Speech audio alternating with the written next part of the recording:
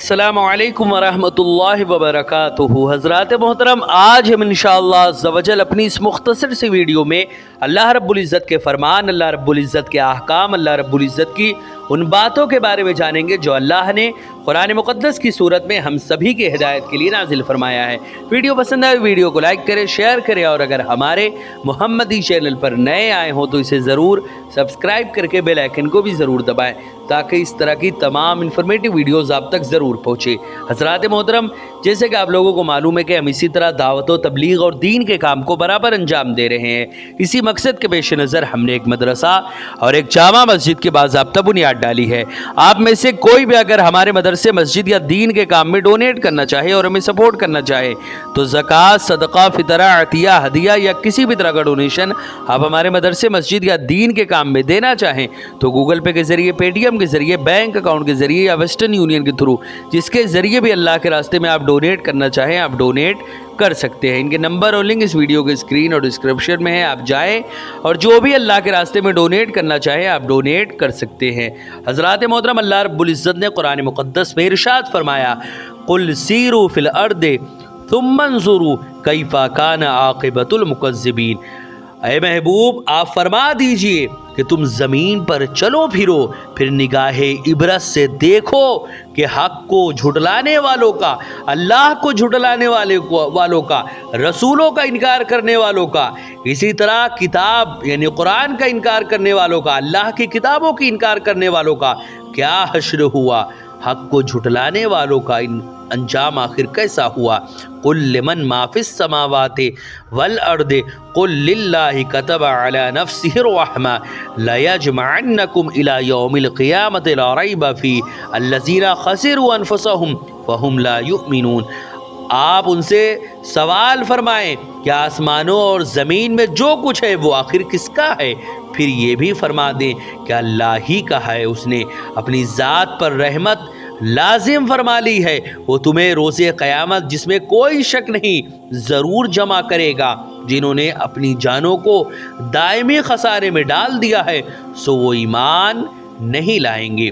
वलहू मा सकना फिल लैल वन नहारे वहुव अस्समीउल अलीम। और वो सारी मखलूक जो रात में और दिन में आराम करती है वो उसी की है और वो खूब सुनने वाला और जानने वाला है। कुल अगैरल्लाहि अत्तखिज़ु वलिय्यन फातिरिस समावाति वल अर्दि वहुवा युतइमु वला युतअमु कुल इन्नी उमिरतु अन अकून अव्वल मन अस्लम वला तकूनन्न मिनल मुशरिकीन। ऐ महबूबा, फरमा दीजिए, क्या मैं किसी दूसरे को इबादत के लिए अपना दोस्त बना लूँ उस अल्लाह के सिवा जो आसमानों और ज़मीन का पैदा करने वाला है और वो सब को खिलाता और ख़ुद उसे खिलाया नहीं जाता। फरमा दे, मुझे हुक्म दिया गया कि मैं उसके हुजूर सबसे पहला सर झुकाने वाला मुसलमान हो जाऊं, और ये भी फरमा दिया गया कि तुम मुशरिकों में से हरगिज़ न हो जाना। कुल इन्नी अखाफ़ु इन असैतु रब्बी अज़ाब यौमिन अज़ीम। महबूबा, फरमा दीजिए कि बेशक मैं तो बड़े अजाब के दिन से डरता हूँ कि मैं अपने रब की नाफरमानी करूँ, सो ये कैसे मुमकिन है। मैं युसरिफ अन्हु यौमइज़िन फ़क़द रहमहु वज़ालिकल फ़ौज़ुल मुबीन। उस दिन जिस शख्स से वो अजाब फेर दिया गया तो बेशक अल्लाह ने उस पर रहम फरमाया और यही उखरवी बख्शिश खुली कामयाबी है। वहीं यमसस का, अब यहाँ पर एक बात मैं आपको बता दूं कि खुली कामयाबी है।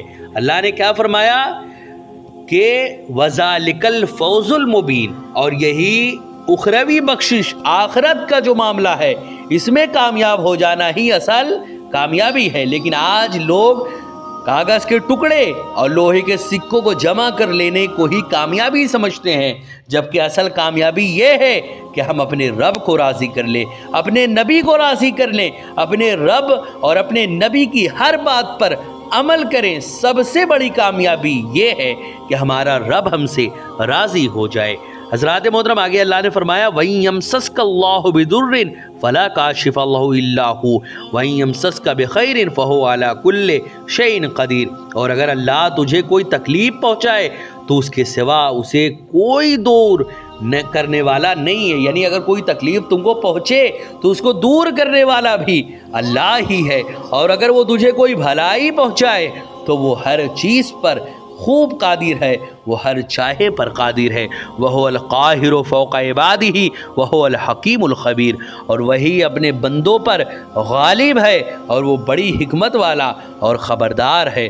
قُلْ أَيُّ شَيْءٍ أَكْبَرُ, اللہ نے اس آیت میں فرمایا کہ قل ایو شیئن اکبر شہادتاً قل اللہ شہید بینی و بینکم و اوحی الی ھذا القرآن لانذرکم بہ ومن بلغ انکم لتشہدون ان مع اللہ الہۃ اخری قل لا اشہد قل انما هو الہ واحد و اننی بریء مما تشرکون. حضرات محترم, اس آیت میں اللہ نے یہ واضح کر دیا کہ آپ ان سے دریافت فرمائیے, آپ ان سے یہ چیز کہہ دیجئے کہ گواہی دینے میں سب سے بڑھ کر آخر کون ہے. آپ ہی فرما دیجئے گا اللہ میرے اور تمہارے درمیان گواہ ہے, اور میری طرف یہ قرآن اس لیے وحی کیا گیا کہ اس کے ذریعے تمہیں ہر اس شخص کو جس تک یہ قرآن پہنچے ڈر سناؤں. کیا تم واقعی اس بات کی گواہی دیتے ہو کہ اللہ کے ساتھ دوسرے معبود بھی ہیں؟ آپ فرما دیں میں تو اس غلط بات کی گواہی نہیں دیتا. آپ فرما دیجئے بس معبود تو وہی ایک ہی ہے, اور میں ان سب چیزوں سے بیزار ہوں جنہیں تم اللہ کا شریک ٹھہراتے ہو. الذین آتیناہم الکتاب یعرفونہ کما یعرفون ابناءہم الذین خسروا انفسہم فہم لا یؤمنون. وہ لوگ جنہیں ہم نے کتاب دی تھی اس نبی آخر الزماں کو ویسے ہی پہچانتے ہیں, یعنی یہودی اور عیسائی نبی کو ویسے ہی پہچانتے تھے جیسے اپنے بیٹوں کو پہچانتے ہیں. جنہوں نے اپنی جانوں کو دائمی خسارے میں ڈال دیا ہے سو وہ ایمان نہیں لائیں گے. حضرات محترم, یہ قرآن مقدس کا ٹرانسلیشن تھا جو ابھی آپ نے سمجھا. اب ہم انشاءاللہ عز و جل چند لفظوں میں اس کی ایکسپلینیشن اور اس کی تشریح کے بارے میں جانیں گے کہ آخر اللہ رب العزت نے ان آیتوں میں ہم سے کیا فرمایا ہے. حضرات محترم, مذکورہ آیات میں اللہ رب العزت نے ارشاد فرمایا آپ کہہ دیجئے کہ تم زمین میں گھومو پھرو پھر دیکھو کہ جھٹلانے والوں کا انجام آخر کیسا ہوا. اس آیت کی تفصیل یہ ہے کہ اللہ رب العزت نے رسول مکرم صلی اللہ علیہ وسلم سے فرمایا اے محمد ان مذاق اڑانے والوں اور جھٹلانے والوں سے آپ کہہ دیجئے کہ تم زمین میں سفر کرو اور تفتیش کرو, اور تم سے پہلے کافروں پر تکذیب کی وجہ سے جو عذاب آیا تھا اس کے آثار اور نشانات دیکھو اور ان کے متعلق لوگوں سے خبریں معلوم کرو. اس آیت میں تکذیب کرنے والوں سے مراد وہ لوگ ہیں جو اللہ رب العزت اور اس کے رسول اور دین اسلام کی تکذیب کرتے ہیں, اس کو جھٹلاتے ہیں. حضرات محترم, اللہ رب العزت نے فرمایا کہ آپ ان سے کہیے کہ آسمانوں اور زمینوں میں جو کچھ ہے وہ کس کا ہے. آخر آپ فرما دیجئے کہ وہ اللہ ہی کا ہے. اس نے محض اپنے کرم سے اپنے اوپر رحمت لازم کر لی ہے. وہ تم کو ضرور قیامت کے دن جمع کرے گا, اور جس میں کوئی بھی شک نہیں ہے مگر جن لوگوں نے خود اپنے آپ کو نقصان پہنچایا وہ ایمان نہیں لائیں گے. حضرات محترم, اس آیت سے مقصود یہ ثابت کرنا ہے کہ اللہ رب العزت اس کائنات کا خالق اور مستحق کے عبادت ہے, اور سیدنا محمد صلی اللہ علیہ وسلم اس کے رسول برحق ہیں, اور قیامت کے دن مخلوق سے اس کے اعمال کا حساب لیا جائے گا.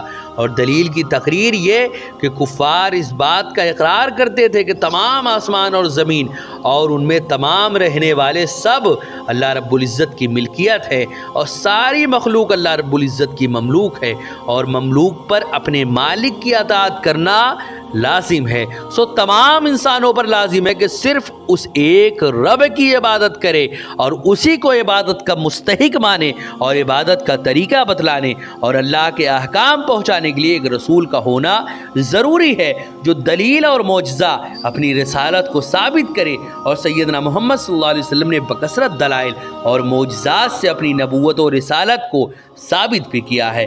پھر جو لوگ اللہ کی اطاعت کریں ان کو اجر دینے کے لیے اور اور جو نافرمانی کرے ان کو سزا دینے کے لیے ایک دن کا ہونا چاہیے، اور وہ روز قیامت اور روز جزا ہے۔ حضرات محترم، اس آیت میں اللہ رب العزت نے فرمایا کہ اس نے محض اپنے کرم سے اپنے اوپر رحمت لازم کر لی ہے۔ امام مسلم بن حجاج رحمۃ اللہ علیہ روایت کرتے ہیں، حضرت ابو ہریرہ رضی اللہ تعالیٰ عنہ بیان کرتے ہیں کہ رسول اکرم صلی اللہ علیہ وسلم نے فرمایا، جب اللہ نے مخلوق کو پیدا کیا تو اپنی اس کتاب میں لکھ دیا جو اس کے پاس عرش کے اوپر تھی کہ بے شک میری رحمت میرے غضب پر غالب ہے۔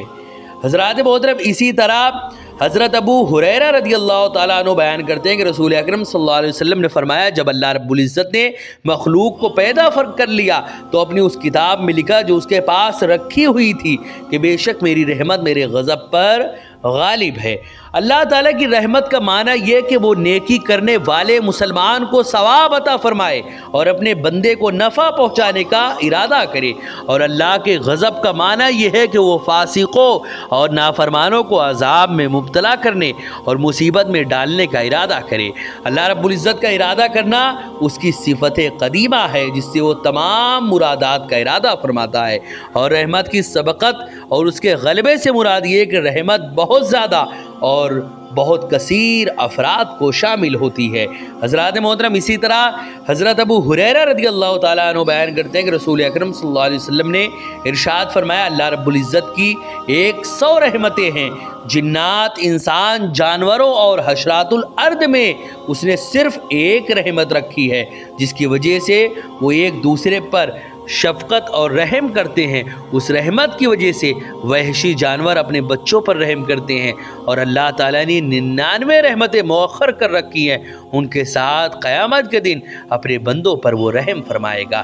یعنی اللہ رب العزت کی یہ صحیح مسلم کی روایت ہے جس میں حضرت ابو ہریرہ سے مروی ایک روایت میں حضور صلی اللہ علیہ وسلم نے فرمایا کہ اللہ کی 100 رحمتیں ہیں، صرف ایک رحمت اس نے جنات کو عطا کی، وہی ایک رحمت میں سے ایک حصہ اس نے انسان کو عطا کیا، وہی ایک رحمت میں سے ایک حصہ اس نے تمام کے تمام زمین کے جانوروں کے اندر رکھا، وہی 99 میں سے صرف ایک، یعنی 100 میں سے صرف ایک حصے میں سے دنیا کی تمام مخلوقات میں رحمتوں کو بانٹا گیا۔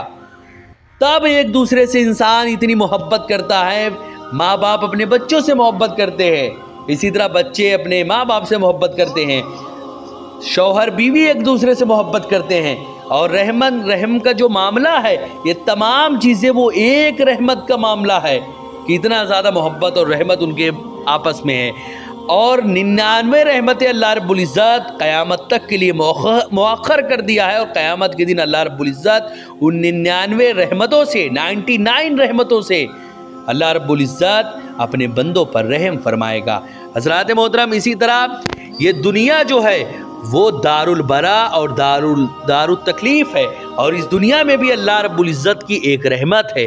مسلمانوں کو اسلام، قرآن اور نماز کی رحمت حاصل ہوئی، بلکہ تمام شریعت اللہ رب العزت کی تمام شریعت اللہ رب العزت کی رحمت ہے، اور مسلمانوں کے دلوں میں اللہ تعالیٰ نے رحمت رکھی جس سے وہ نیکی، صلہ رحمی اور غریب پروری کرتے ہیں۔ تو 99 رحمتوں کی وسعت اور گہرائی کے متعلق کون شخص ہے آخر، اور کوئی شخص ہے ایسا کیا جو تصور کر سکتا ہے جو دار آخرت میں حاصل ہوگی، جو دار القرار اور دار الجزا ہے۔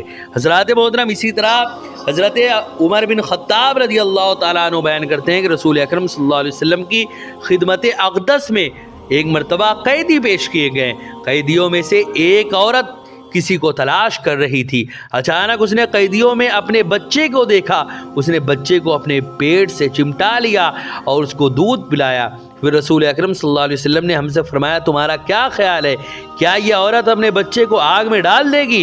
ہم نے کہا نہیں، خدا کی قسم اگر آگ میں ڈالنا اس کے لیے مقدور ہوگا تو یہ اپنے بچے کو کبھی آگ میں نہیں ڈالے گی۔ رسول اکرم صلی اللہ علیہ وسلم نے فرمایا، یہ اپنے بچے پر جس قدر رحم کرنے والی ہے، اللہ اپنے بندوں پر اس سے کہیں زیادہ رحم فرمانے والا ہے۔ سبحان اللہ، اللہ کی رحمت سے یہی امید ہے کہ اللہ رب العزت قبر میں قیامت کے دن اور جہنم میں جانے سے ہمیں نجات عطا فرمائے گا، قبر کے عذاب سے نجات عطا فرمائے گا جو سب سے پہلی منزل ہے، اسی طرح قیامت کے دن کے عذاب سے نجات عطا فرمائے گا جس دن نفسی نفسی کا عالم ہوگا، اور جہنم کے عذاب سے نجات عطا فرمائے گا جس کو اس نے اپنے نافرمان بندوں کے لیے بنایا ہے۔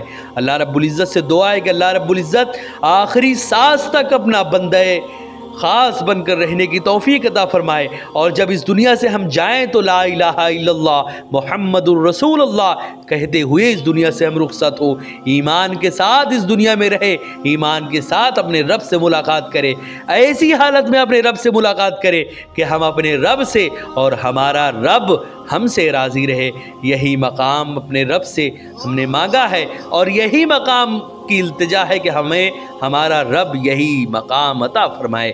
حضرات محترم، ویڈیو پسند آئے تو ویڈیو کو لائک کرے، شیئر کرے، اور اگر ہمارے محمدی چینل پر نئے آئے ہوں تو اسے ضرور سبسکرائب کر کے بیل آئیکن کو بھی ضرور دبائیں تاکہ اس طرح کی تمام انفارمیٹیو ویڈیوز آپ تک ضرور پہنچے۔ السلام علیکم ورحمۃ اللہ وبرکاتہ۔